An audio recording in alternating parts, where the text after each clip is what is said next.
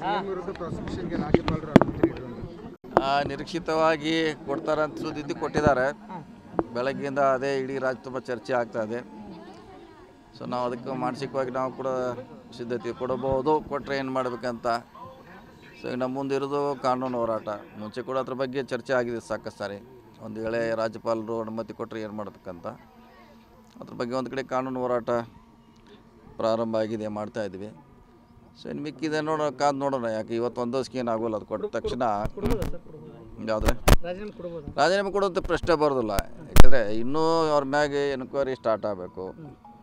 Enquiry authority ಅದೇನರ ಅವ್ರ ಮ್ಯಾಗ ಆರೋಪ ಸಾಬೀತಾತ ಅಂತ ಹೇಳಿದ್ಮ್ಯಾಗ ಅದು ಎರಡನೇ ಸ್ಟೇಜ್. ಅದು ಅಂದರೆ ಯಾವುದೇ ಒಬ್ಬ ಸಿ ಎಮ್ ಒಂದು ಈ ರೀತಿ ಅಕ್ರಮ ಆಗಿರ್ಬೋದು ಅಥವಾ ಕಾನೂನು ಬಾಹಿರ ಚಟುವಟಿಕೆ ಭಾಗಿಯಾಗಿದ್ದರೆ ರಾಜೀನಾಮೆ ಕೊಡಬೇಕಂತ ಹೇಳ್ಬಿಟ್ಟು ಏನಿಲ್ಲ. ಈಗ ಕೇಂದ್ರ ಸರ್ಕಾರದ ಮಂತ್ರಿಗಳ ಮೇಲೆ 25 ಜನ ಮಂತ್ರಿ, 75ರಲ್ಲಿ ಹೆಚ್ಚು ಕಮ್ಮಿ 25 ಜನದ ಮೇಲೆ ಕೇಸ್ ಇದೆ, FIR ಆಗಿದೆ ಅಥವಾ ಚಾರ್ಜ್ ಶೀಟ್ ಆಗಿದೆ.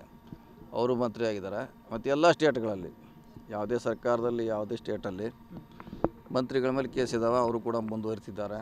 ಸೊ ಹಿಂದಿನ ಎಲ್ಲ ಸರ್ಕಾರದಲ್ಲಿ ಇವತ್ತಿಂದಲ್ಲ, ಹಿಂದೂ ಕೂಡ ಹಂಗೆ ಇದ್ದೆ, ಇವತ್ತಿದೆ, ನಡೀತಾನೆ ಇದೆ.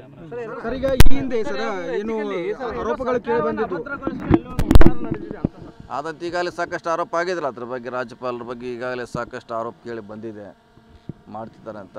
ಸೊ ಹೀಗಾಗಿ ನಾವು ರಾಜಕೀಯ ಪಾರ್ಟಿಕಲನ್ನು ಎದುರಿಸಬೇಕಾಗಿದೆ. ಮತ್ತು ರಾಜೀನಾಮೆ ಕೊಡೋದು ಅವಶ್ಯಕತೆ ಪ್ರಶ್ನೆ ಬರ್ತದೆ. ಎಚ್ ಡಿ ಕುಮಾರಸ್ವಾಮಿ ಅವರು ಜೊಲ್ಲೆಯವರ ಎಲ್ಲ ವಿರುದ್ಧ ಆರೋಪ ಕೇಳಿ ಬಂದಾಗ ಅವಾಗ ಪ್ರಾಸಿಕ್ಯೂಷನ್ಗೆ ಅನುಮತಿ ನೀಡಿರಲಿಲ್ಲ.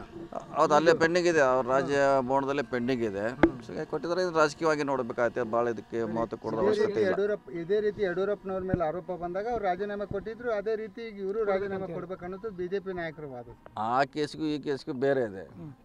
ಅದು ಭೂಮಿಯನ್ನು ಬಿಟ್ಟು ಕೊಟ್ಟಿದ್ರು, ಅವರು ಸ್ವಂತ ಸಹಿ ಮಾಡಿದ್ರು ಅವರು.